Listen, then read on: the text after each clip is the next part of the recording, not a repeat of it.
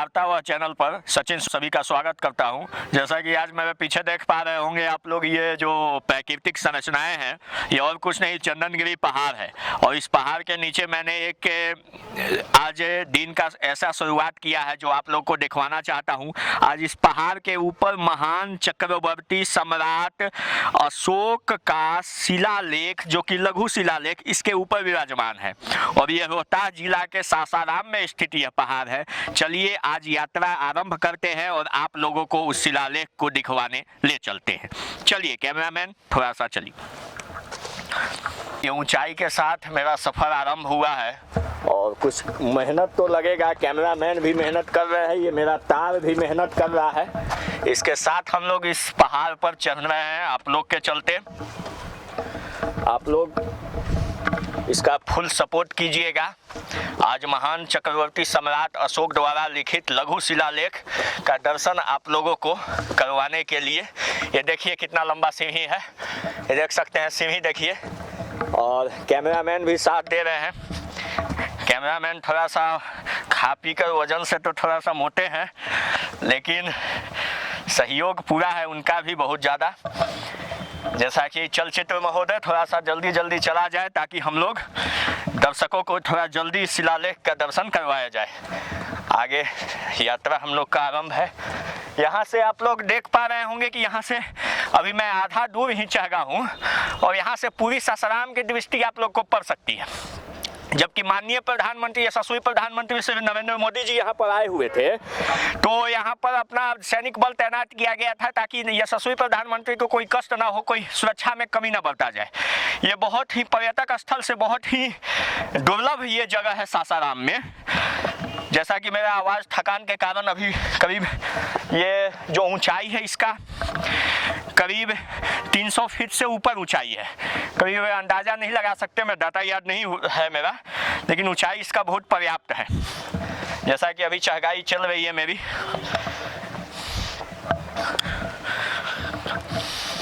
Cameraman जी आपको थकान नहीं ना हो रही है? नहीं।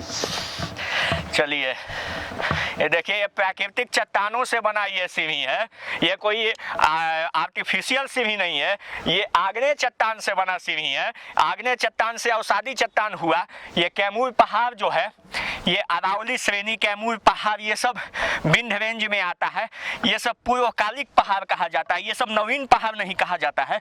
ये सब हम लोग के मानव सभ्यता से पहले का ये प्राकृतिक चट्टान है। ये सब यहाँ पर अवस्थित है, जो कि मैग्मा से नीचे से भारतीय मतलब भूखंड से नीचे ऊपर आती है और ऊपर आने के बाद ये इस तरह से रूपांतरित हो पाती है। जैसा कि देख रहे हैं हम लोग को, आज सुबह में तो मैं 3 किलोमीटर दौड़ कर एक्सरसाइज किया था, लेकिन उसके बाद भी आज लग रहा है पूरा खाना पच जाएगा। जैसा कि अभी पूरे रास्ता में से अर्ध रास्ता आप लोग को दिखाया, उस हिसाब से आप लोग देख रहे होंगे कि मेरा कोट भी उतर गया है। ठंड के दिन है, धूप बहुत है, लेकिन ऊंचाई भी बहुत है थोड़ा सा। यहाँ पर रास्ते में कुछ पर्यटक भी मुलाकात हो गई, उनसे थोड़ा सा जानेंगे कि क्या इसके बारे में कुछ बता सकते हैं आप लोग। इसके बारे में हम क्या बोले, इतना ऊंचा हाइट में इसका है, आने में इतना थकावट। आप लोग क्या करते हो? हम लोग पढ़ते हैं, विद्यार्थी हैं। जैसा कि विद्यार्थी लोग अपने विद्यार्थी जीवन का आनंद लेने के लिए इस चंदसहित पहाड़ के ऊंचाई को चढ़ने के लिए आए हैं यहाँ पर घूमने फिरने। इस हिसाब से आप लोग को शुभकामनाएं। अच्छी जगह है ये, बहुत अच्छी जगह, बहुत अच्छी जगह, बहुत अच्छी जगह है घूमने। ये सासाराम की एक पर्यटक स्थल बहुत अच्छी है कि बहुत अच्छी है, बहुत अच्छी। जैसा कि पर्यटक स्थल के तौर पर बहुत अच्छी है। यहाँ पर होटल भी खुल गई है ना? जी। होटल वगैरह खुल गई है। पहले ये वीरान वगैरह था पूरा, तो पहले से तो वीरान था। यहीं पर शंकर जी का मंदिर भी है, यहाँ पर हिंदू का भी मंदिर है, मुस्लिमों का भी मंदिर है। ये भारत है, यहाँ भारत में एक होकर सब रहते हैं, एकता ही बंधुता है। देख सकते हैं अब यहाँ पर रास्ता के लिए ही एक रास्ता है, उस रास्ता पर चढ़ाई की। अब कैमरामैन को थोड़ा सा हाथ देना पड़ेगा तभी चढ़ पाएंगे। रहे थे मंजिल पे अपने, उसी बीच एक पर्यटक से मुलाकात हो गई। ये कहाँ से आए हैं सर आप? हम लोग तो यूपी से आए हुए हैं भाई। ये जैसा कि उत्तर प्रदेश से आ रहे हैं, आजमगढ़ से। आजमगढ़ से। यहाँ पर क्या करने आए हैं? बस भाई घूमने खातिर आए हुए हैं। यहाँ पर ये चंदन शहीद पहाड़ घूमने के लिए ना, यहाँ पर जैसा चंदन शहीद पहाड़ घूमने के लिए यहाँ पर कुछ पर्यटक आए हुए हैं, उनसे भेंट हुई, मुलाकात हुई। आपका शुभ नाम सर? मेरा नाम शादाब हसन है, सैयद शादाब हसन रिजवी। जैसे शाहबाद हसन जी यहाँ पर, शादाब हसन जी यहाँ पर आए हुए हैं, उनसे मुलाकात हुई। ठीक है सर, आप लोग घूमिए आराम से, उसके लिए बहुत बहुत धन्यवाद। और सासाराम में आप लोग का स्वागत है। इसी तरह से बहुत पर्यटक यहाँ पर आते जाते रहते हैं। और चलिए आप लोग को और आगे दिखाते हैं हम लोग। चलिए न्यूज़ का क्लिप आ जाएगा, क्लिप। देखिए यहाँ पर ये इतने टेढ़े मेढ़े रास्तों से पर्यटक जो है चंदन शहीद पहाड़ के ऊपर जाते हैं। और ये देख सकते हैं आप लोग कितना ही दुर्लभ रास्ता है, टफ रास्ता है। इस रास्ते पे महिलाएं से लेके बच्चे से लेके सभी अपने श्रद्धा से, कुछ घूमने से यहाँ इस रास्ते से चंदन शहीद पर जाते हैं।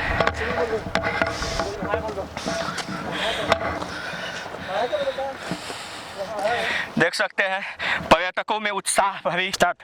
जैसा कि देख रहे हैं ये पूरी खाली रास्ते है और इस रास्ता में पर्यटक अनेक जा रहे हैं। यहाँ पे कुछ नौजवान नवयुवक जोश भरे हैं जो कि और टेढ़ी रास्ता से जा रहे हैं। ये देखिए, ये जोश भरे नवयुवक कह रहे हैं कि नहीं, हमको ये रास्ता आसान है और टेढ़ी रास्ता से हम जाएंगे।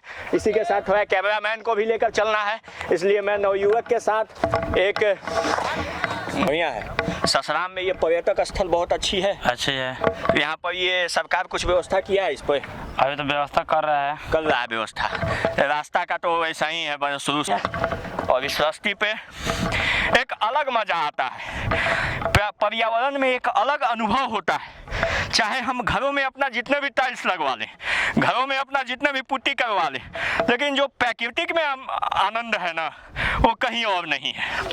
आइए, आगे कुछ नहीं बोलेंगे। ये बहुत मासूम नन्ही पर्यटक है। क्या नाम है? सारा। बोलो सारा। सारा, इनका नाम सारा है। इनके परिवार भी आए हुए हैं यहाँ पर। इनकी माताजी आई हुई हैं, मम्मी आई हुई हैं, पिताजी आए हुए हैं, मामा है यहाँ पे। और सारा परिवार, मतलब यहाँ पर पर्यटक बहुत दूर दूर से आते हैं और यहाँ पर घूमते हैं। चलिए देखिए, अब करीब अभी मेरी ऊंचाई जो है यहाँ पर 500 फीट की ऊंचाई पर आकर, अब यहाँ पर आकर बिहार सरकार या पर्यटन मंत्रालय का ध्यान जगा है कि यहाँ पर चढ़ने के लिए सीढ़ी की आवश्यकता है, क्योंकि यहाँ पर लिफ्ट की व्यवस्था नहीं है कि लिफ्ट से आदमी वहाँ पर चल जाएंगे। यहाँ पर चढ़ने के लिए अब यहाँ से सरकार ने ध्यान, और यहाँ से आप पूरे सासाराम को देख सकते हैं। जैसा कि अभी कुछ ठंड का मौसम के चलते कुहासा है, जिस कारण थोड़ी सी प्राकृतिक छवियां धुंधली हुई हैं, लेकिन यहाँ से आप अगर चाहिएगा तो पूरे सासाराम को आप देख सकते हैं। और यहाँ पर कुछ लोग आकर जिस तरह से ये नज़ारा है, इसे मुसलमान जन्नत कहते हैं और हिंदू स्वर्ग कहते हैं। दोनों का भाव एक होता है। जैसा कि अभी आप लोग को अशोक का शिलालेख यहाँ पर दिखलाने के लिए मैंने आया था, तो उसके दिखलवाने के लिए आगे मैं बढ़ रहा हूँ। ये देख सकते हैं, ये पहाड़ी जंगलों, पहाड़ पर ऊंचाई पहाड़ के ऊपर और जंगली रास्ता के बीचों बीच समाज सुधार के बारे में। सर, आपका नाम क्या है? मेरा नाम सैयद कंबर रजा उर्फ नन्हे मीर है। इनका मैं रोहतास जिला शिवसागर ग्राम गजौंधा का रहने वाला हूँ। जी, आप कुछ समाज कल्याण में कुछ कहना चाहते हैं? समाज कल्याण में मैं यही कहना चाहता हूँ कि हमारे देश में जो तरह तरह की अफवाहें चल रही है, ये अफवाहें गलत है। बस हम लोग एक भगवान के मानने वाले हैं, जिनको राम भी कहा जाता है, जिनको रहीम भी कहा जाता है। ये मंदिर या मस्जिद, मंदिर बांटी मस्जिद बांटी, मत बांटो इंसान को। हिंदू कहता मंदिर मेरा धाम है, और मुस्लिम कहता मक्का मेरे अल्लाह का ही नाम है। दोनों लड़ते लड़ते लड़ते खत्म हुए। दोनों ने एक दूजे पे न जाने क्या क्या जुल्म किए। किसकी चाल और किसका मकसद ये तुम जान लो। मंदिर बांटी मस्जिद बांटी, मत बांटो इंसान को। प्रजातंत्र में प्रजा को लूटे ये कैसे दुनिया वाले। लाठी गोली ईश्वर हल्ला ये सारे हथियार आदमी को मारने के लिए।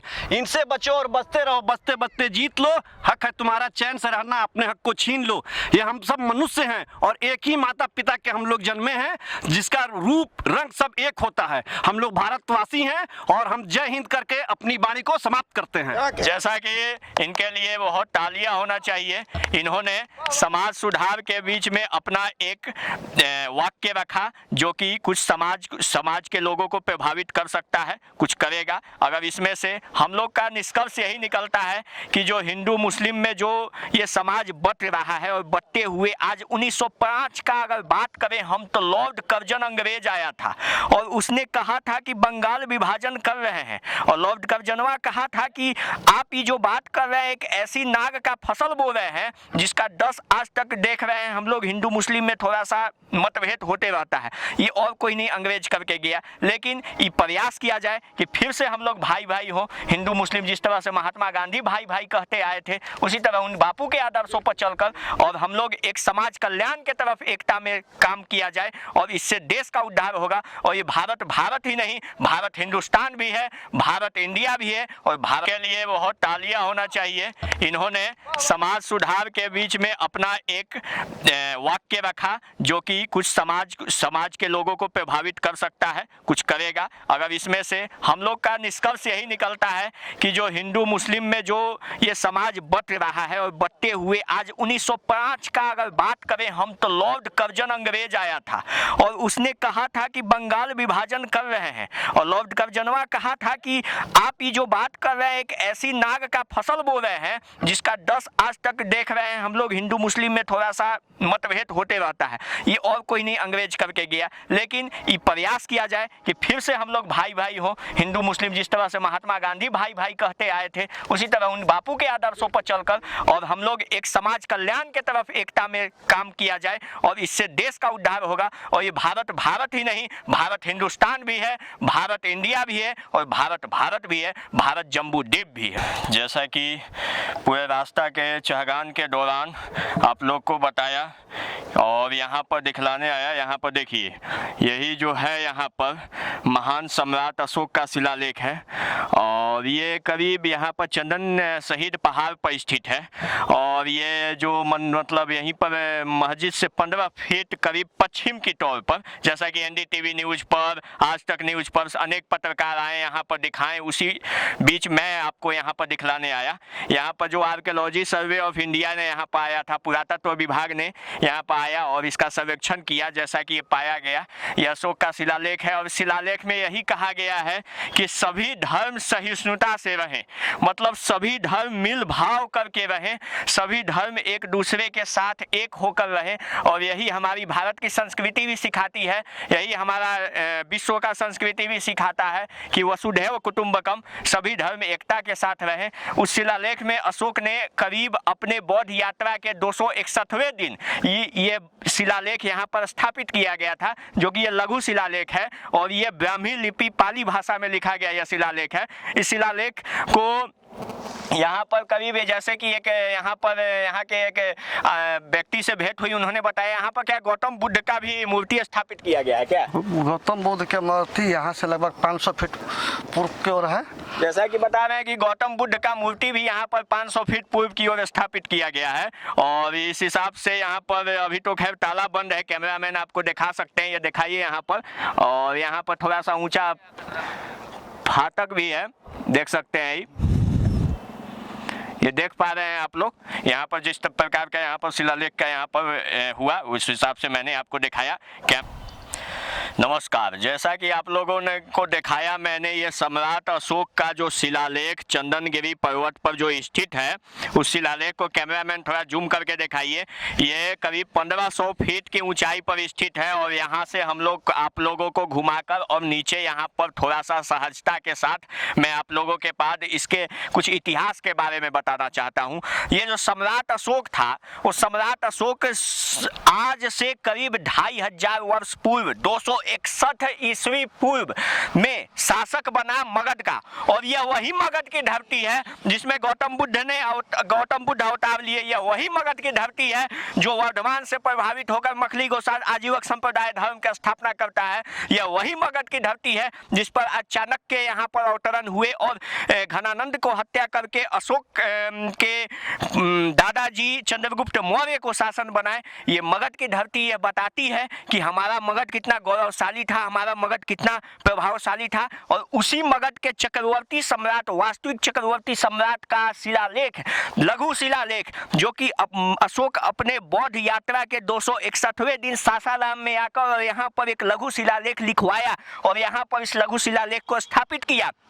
और जब इस लघु शिलालेख के बारे में कुछ लोगों को पता चली तो करीब अभी कुछ विवाद हुआ, कुछ ये हुआ, लेकिन लास्ट में पुरातत्व विभाग ने इसे अपने अधीन ले लिया है। हालांकि यहाँ पर कुछ कमियां बरती जा रही है, जैसा कि मैं और मेरे कैमरामैन और मेरे कुछ सहयोगी यहाँ पर गए और शिलालेख को देखने के लिए गए, जिसमें थोड़ी सी हम लोग को असहजता महसूस हो रही है। जहाँ की वातावरण असहज है वहाँ पर सरकार को ये ध्यान देना चाहिए कि थोड़ी सी वहाँ पर जो सुरक्षा व्यवस्था है और यहाँ पर जो पर्यटक आना चाहते हैं तो वो रास्ता जो गुमराह हो जाते हैं वो रास्ता न गुमराह होकर पुरातत्व विभाग को यहाँ पर एक बोर्ड स्थापित करना चाहिए, क्योंकि ये भारतीय संस्कृति, भारतीय समाज का बहुत बड़ा ये ऐतिहासिक धरोहर है अशोक का शिलालेख। जिस तरह से 13वां शिलालेख में अशोक ने कलिंग युद्ध के बारे में बताया, उसी तरह ये जो शिलालेख है सासाराम का एकमात्र शिलालेख है बिहार का, जबकि एकमात्र शिलालेख पश्चिमी चंपारण भी है जो कि अब दिल्ली के राष्ट्रपति भवन में स्थित है। इस सवाल में मेरे साथ एक जुड़े हुए हैं रविंदर मेहता, उनके साथ आज बात किया जाएगा। रविंदर मेहता यहाँ के अशोक जन्मोत्सवी महोत्सव के संवाददाता हैं। क्या आप इस बारे में, अशोक के शिलालेख के बारे में कुछ कहना चाहते हैं? जी, यह हमारा यह जो सम्राट अशोक का शिलालेख है, यह भारतीय इतिहास का एक ऐसा सम्राट जो सम्राटों का सम्राट, चक्रवर्ती सम्राट अशोक महान की शिलालेख है, जिन्होंने अपने सासाराम भ्रमण के दौरान यहाँ पर स्थापित किया और सरकार की अनदेखी की वजह से यह सासाराम की यह लघु शिलालेख, जो भारत में 8वां शिलालेख, एक लघु शिलालेख है, सरकार की अनदेखी की वजह से यह अपने जीर्णशील अवस्था में पहुंची गई है। और इनको भूमाफिया कहिए या जो दबंग लोग जो है यहाँ पर कब्जा जमा कर इसको विकृत रूप देना चाहते थे, तो उससे सरकार जो है अपने अधीन कर लिया है। आर्कियोलॉजिकल सर्वे ऑफ इंडिया ने अपने अधीन करके इसको बचाने का काम कर रही है। और हम सरकार से निवेदन करेंगे कि इस यहाँ पर एक राष्ट्रीय स्मारक का बोर्ड लगा दे और वहाँ पर सुरक्षा प्रहरी के रूप में 2 गार्ड के रख दे और एक गाइड रख दे और इसकी विकसित रूप में इसको विकास करे, जिससे सासाराम एक पर्यटक स्थल के रूप में विकसित हो। हम लोग सरकार से यही आग्रह करेंगे, निवेदन करेंगे। जैसा कि रविंदर मेहता जी यहाँ पर जुड़े हुए थे और ये अशोक के शिलालेख के बारे में कहे कि यहाँ पर जो सरकार व्यवस्था करना चाहिए वो व्यवस्था की नहीं है, उस संदर्भ में सरकार को यहाँ पर सोचना चाहिए। ये हमारी भारतीय संस्कृति की भारतीय धरोहर है और एक महान चक्रवर्ती सम्राट अशोक का शिलालेख है। इस शिलालेख पर अगर कोई यहाँ पर आगंतुक आता है तो भ्रमित हो जाएगा, ये मैं चैलेंज के साथ कह सकता हूँ। यहाँ के लोग, यहाँ के निवासी यहाँ पर नहीं बताना चाहते हैं, क्योंकि यहाँ पर एक असामाजिक झुंड चला है जो कि इसे धार्मिक और कब्जा तौर पर लेना चाहता है। जैसा कि यहाँ पर पुरातत्व विभाग की भी गलती है कि उन्होंने ताला मारा, चाबी दिया, लेकिन यहाँ पर कोई बोर्ड की व्यवस्था न की गई कि हम किस तरह से जाएं, कहाँ पर जाएं, कहाँ मेरा ये शिलालेख है अशोक का। इसी के साथ रविंदर जी और सचिन वार्तावाह चैनल पर आप लोगों का स्वागत करता हूं। इसी के साथ मैं अपने वाणी को विराम देता हूं और जाते जाते मैं यही कहना चाहता हूं कि पुरातत्व विभाग और सरकार इस पर ध्यान दे और ये जो मेरा भारतीय धरोहर है, ये पुरातत्व संबंधी ये साक्ष्य है, इस साक्ष्य को जीवित रखे और इसे सुरक्षा प्रदान करे और इसे पर्यटक स्थल के रूप में नामित कर यहाँ पर आगंतुकों को बुलाए और बताए कि ये भारत का साम्राज्य अशोक का ये शिलालेख कैसा था, क्या था, इसके इतिहास के बारे में बताए। और इसी के साथ मैं इसका चैनल को धन्यवाद देता हूं, जिस चैनल के माध्यम से आप लोगों को ये समाचार पहुंची। जय हिंद,